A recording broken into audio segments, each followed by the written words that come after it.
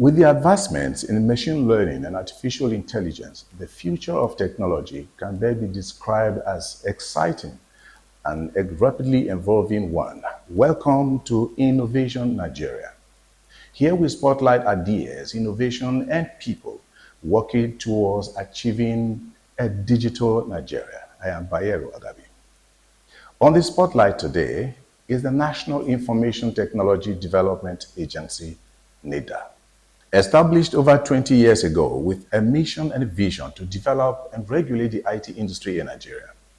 In this special coverage, we sought audience with the founding fathers on how and why NIDA came to be.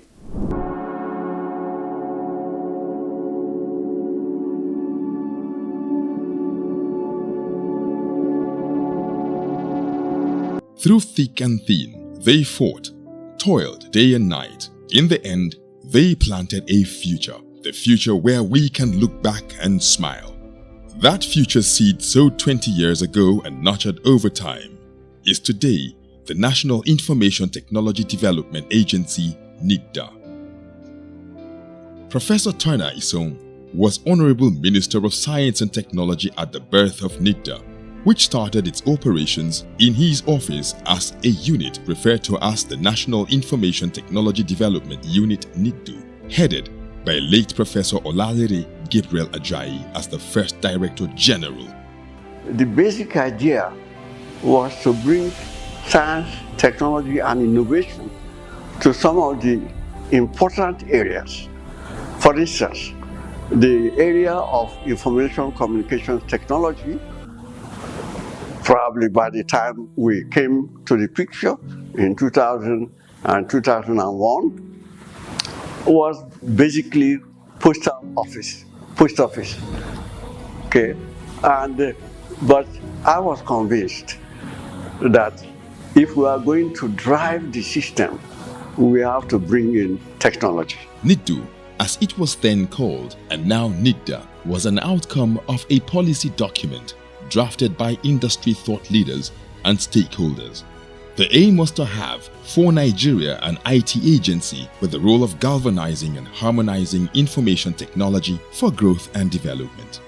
The brain behind the establishment of NIDA was clearly for us to address the issue of ICT, which is the future.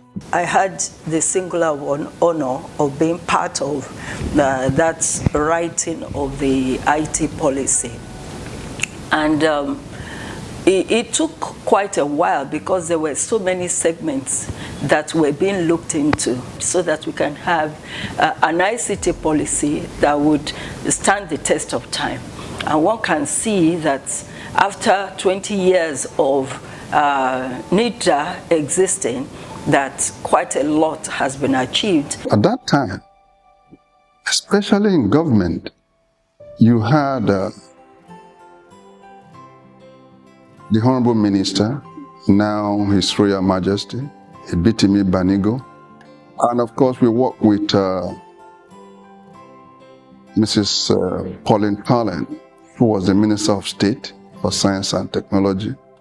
So, having a good listener in government is a sociological tonic that this country must be able to emulate, because it could have derailed what we were trying to do at that time.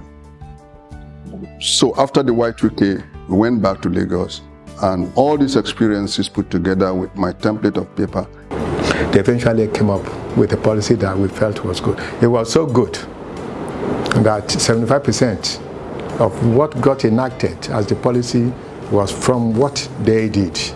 Policy set direction for any organization and of course for a government. And I could recall the theme, and the sub-theme was more about government need to have an IT policy, Nigeria need to come up with an IT policy, and then the information age has come, and Nigeria has to reinvent itself, use IT to reclaim its dominant position. And today, we've achieved it. These men and women began a revolution with the support of the then President Olusegun Obasanjo. That revolution, although started as a unit in the Federal Ministry of Science and Technology, has seen these directors generals preside over the affairs of the agency. First was Professor Olalere Gabriel Ajayi, then Professor Cleopas Officer Angai, Mr. Peter Jack, Dr. Isa Ali Pantami, and now Malam Kashifu Inua Abdullahi. NIDA started before it got a law. So at the initial stage, it was uncertain as to what direction to go, particularly because it didn't have a clear definition of its mandate. Okay, so it did many things, but it was lucky to have had the initial DG who was like a bulldozer, who cleared the way.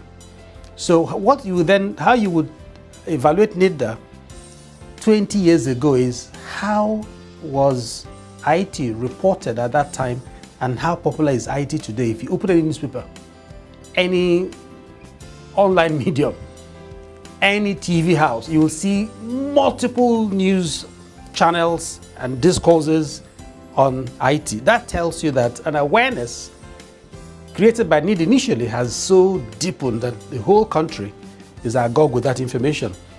When NIDA was established, the use of ICT in Nigeria was about only 0.16% of the Nigerian population used ICT then, and also ICT contributed around the same figure, 0.16% to the Nigerian GDP. But today, the use of ICT, more than 100 million Nigerians are using internet, are using form of ICT, mobile phone, and so on. The mandate of the agency is very huge, from capacity building, from regulation, from policy and guideline setting, to intervention. They are so massive. Right now, in the area of capacity building, NIDA is training like 4 postgraduates in ICT and computer engineering, 4 from every state and a PhD from each state. From the submission of the industry experts and stakeholders, NIDA has not failed to impress in the implementation of its mandate, vision, and mission. To avoid any doubt, NIDA draws its mandate and responsibilities from its Act of 2007 to create a framework for the planning, research, development, standardization, application, coordination, monitoring, evaluation, and regulation of information technology practices, activities, and systems in Nigeria. Keep your eyes on Innovation Nigeria. We just might be coming to a place very close to you. Let us know if there's anything or idea you want us to know. That is the show for the week. If you have any comment or suggestions, please send them to bayeragabi@gmail.com, or better still, you can just read the numbers on your screen. Until then, I am Bayeru Agabi. Thanks for watching.